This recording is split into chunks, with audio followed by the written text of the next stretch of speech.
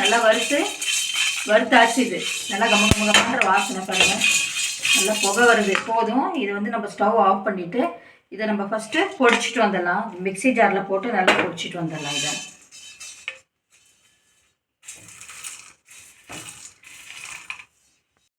வணக்கம், welcome to Bhanumathi Guru kitchen.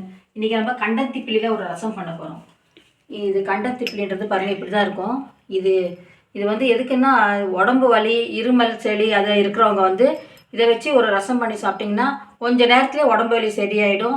இது வந்து எங்கள் சிஸ்டர் வந்து எனக்கு சொன்னாங்க, இந்த மாதிரி கண்டத்திப்பிலியில் உடம்பு வலி அப்படின்னா இப்போ வந்து மழை சீசன், கொஞ்சம் உடல்நிலை சரியில்லாமல் போகிறதுக்குமே சான்சஸ் இருக்குது. அதனால் நீங்கள் இது வந்து தெரிஞ்சு வச்சுக்கோங்க. நாட்டு மருந்து கடையில் கண்டத்திப்பிலின்னாக்கா இந்த மாதிரி கிடைக்கிது. கொச்சி கொச்சியாக இப்படி இருக்கும், இந்த மாதிரி இருக்கும். இப்போ இதை வச்சு நம்ம ரசம் செய்யலாம். இதுக்கு வந்து ஃபஸ்ட்டு வறுத்து பொடிச்சிக்கிறதுக்கு நல்லா ஒரு தேக்கரண்டி மிளகு, அதே மாதிரி ஒரு தேக்கரண்டி தனியா, ஒரு டேபிள் ஸ்பூன் மிளகு, ஒரு டேபிள் ஸ்பூன் தனியா, ஒரு 3 மிளகாய், அதுக்கப்புறமா இந்த கண்டத்திப்பிலி இதை சேர்த்துட்டு இது கொஞ்சம் நல்லா வறுத்துக்கலாம். இதை ஃப்ரை பண்ணிக்கலாம். நல்லா வறுத்தாச்சு. இது நல்லா கமகமகமான வாசனை பாருங்கள். நல்லா புகை வருது. போதும். இதை வந்து நம்ம ஸ்டவ் ஆஃப் பண்ணிவிட்டு இதை நம்ம ஃபஸ்ட்டு பொடிச்சிட்டு வந்துடலாம். மிக்ஸி ஜாரில் போட்டு நல்லா பொடிச்சிட்டு வந்துடலாம். இதை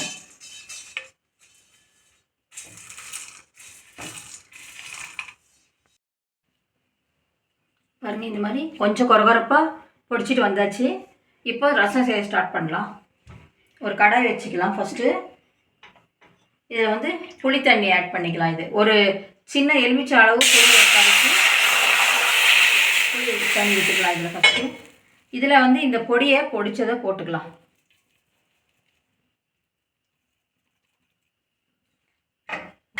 போட்டுட்டு நம்ம இதுக்கு எவ்வளோ தண்ணி இது உப்பு கொஞ்சம் தண்ணி எவ்வளோ வேணுமோ அது கொஞ்சம் கூட விட்டுக்கலாம். இதில்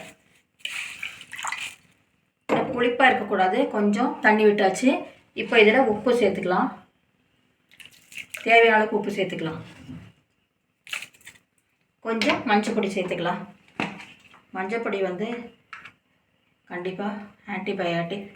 இது வந்து நம்மளுடைய எல்லாத்துலேயும் போட்டாலே நல்லது. கோல்டு காஃபி இருந்தால் நம்ம பாலில் கூட கொஞ்சம் மஞ்சள் பொடி, மிளகு பொடி சேர்த்து சாப்பிட்றது நல்லது. இப்போ வந்து நான் இதில் மஞ்சள் பொடி போட்டிருக்கேன். இதிலே கொஞ்சம் பெருங்காயம் சேர்த்துக்கலாம்.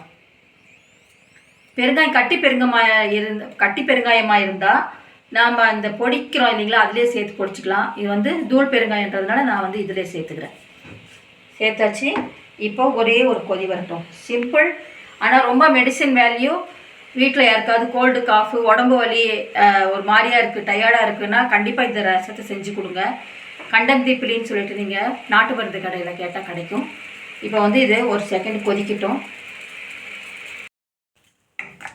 ரசம் நல்லா கொதிக்க விட்டாச்சு. பாருங்கள், நல்லா கொதிச்சிட்ருக்கு. பயங்கர நல்ல வாசனையாக இருக்குது.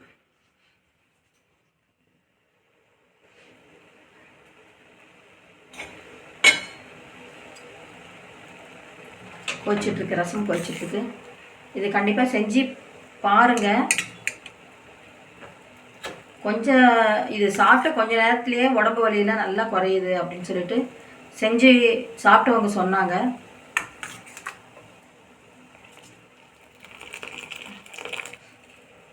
நல்லா காரசாரமான ஒரு ரசம் ரெடி ஆயிடுச்சு. இதுக்கு வந்து இந்த மாதிரி பருப்பு தண்ணி இதுக்கு கண்டிப்பாக தேவைப்படாது. இந்த மாதிரி தான் இது வந்து செய்யணும். இப்போ வந்து நம்ம ரசத்துக்கு ஒரு தாளிப்பு கொடுத்துடலாம். இதை வந்து நம்ம ஒரு கிண்ணத்தில் போட்டுட்டு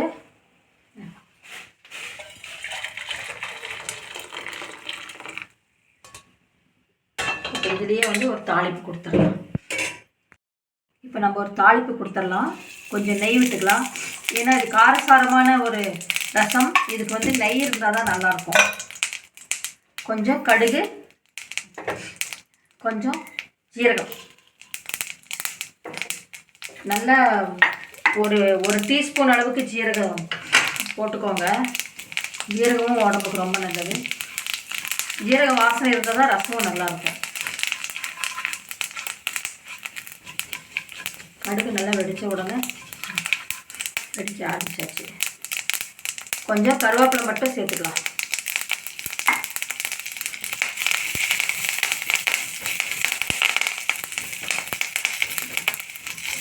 நான் ஸ்டவ் ஆஃப் பண்ணிவிட்டு